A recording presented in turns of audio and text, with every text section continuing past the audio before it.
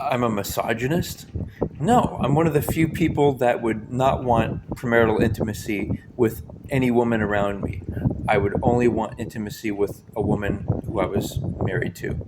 And that may not necessarily be in the legal sense, but certainly in the public sense, certainly in her taking my last name, certainly in us publicly committing for life. And I'm going to reintroduce myself. My name is John Remis. I'm a resident of Honolulu, Hawaii, and I do handyman work.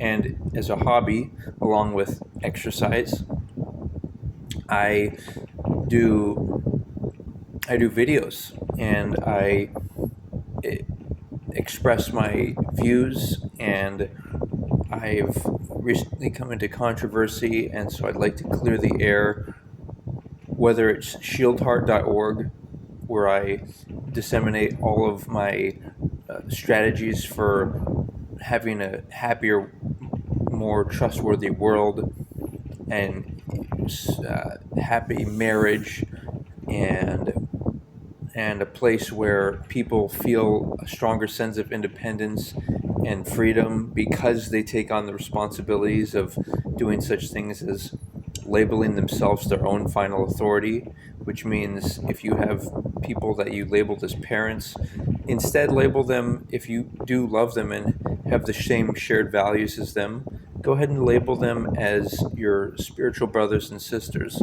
And the same with whoever else it is, because in life, the definition of love should not rely upon, and the reason for committing to somebody for life should not rely on a biological similarity or legal relation, but rather a commitment, a shared mutual commitment to certain core values, which is how I define love, as a commitment to certain core values.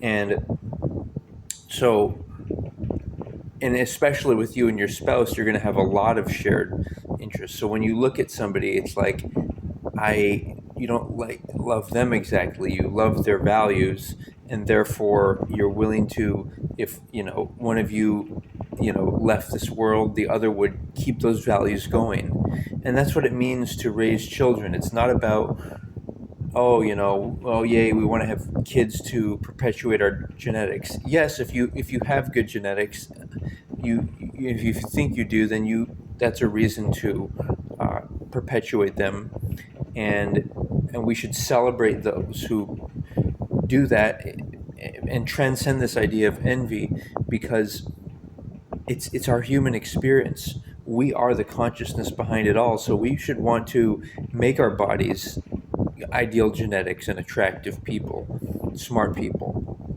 who will, in our future reincarnations, will reincarnate into those people if you don't think you have the most attractive body.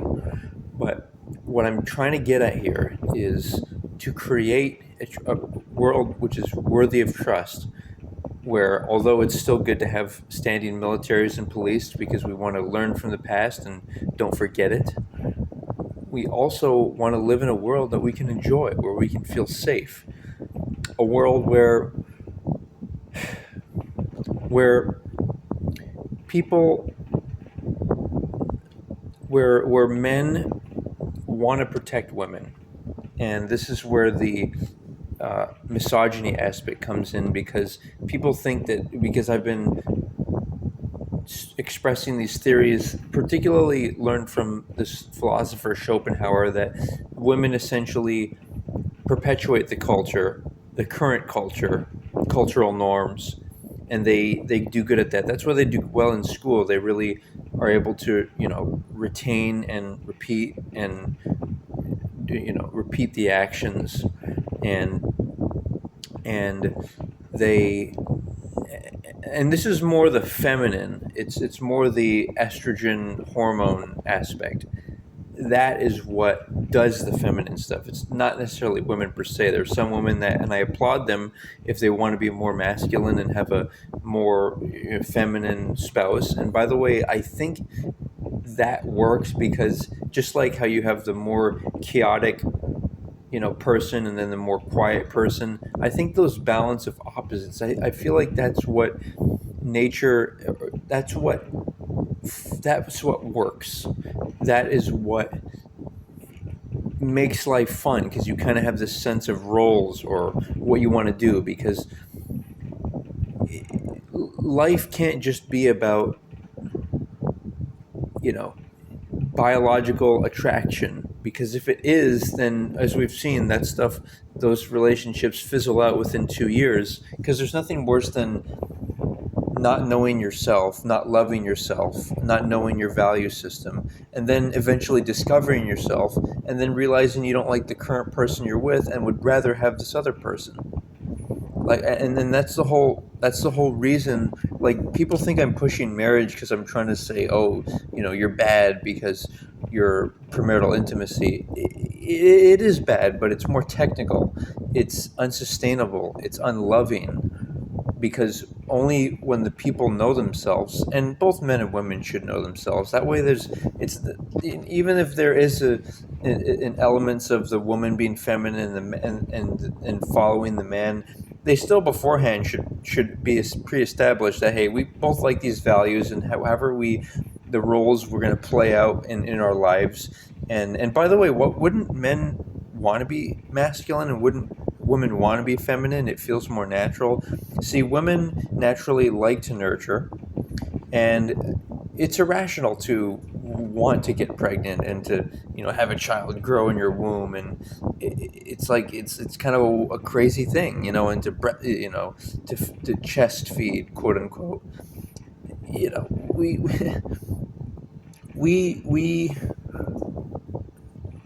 for women, the irrationality is useful to care for a being that is crying. And as guys, what would we do?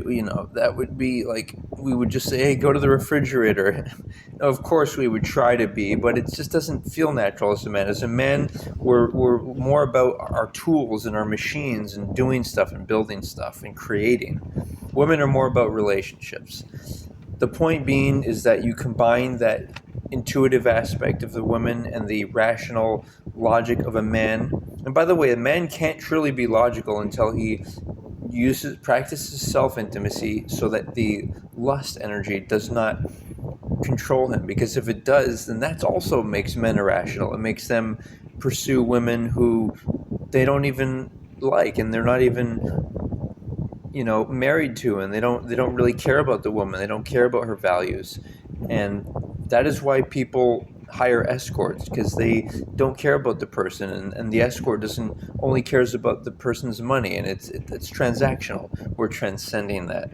And what I've discovered is the easiest way to do that is to look at women in terms of them being special. They have a flower, and that is like a transcendental approach to wanting to go down on a woman. It's like beyond wanting to get off. It's beyond the imperfections of comparing privates to each other, and a woman's chest size and a man's private size and a woman's internal private size. And it's that external flower that is what we can celebrate, and realize that the world is imperfect, but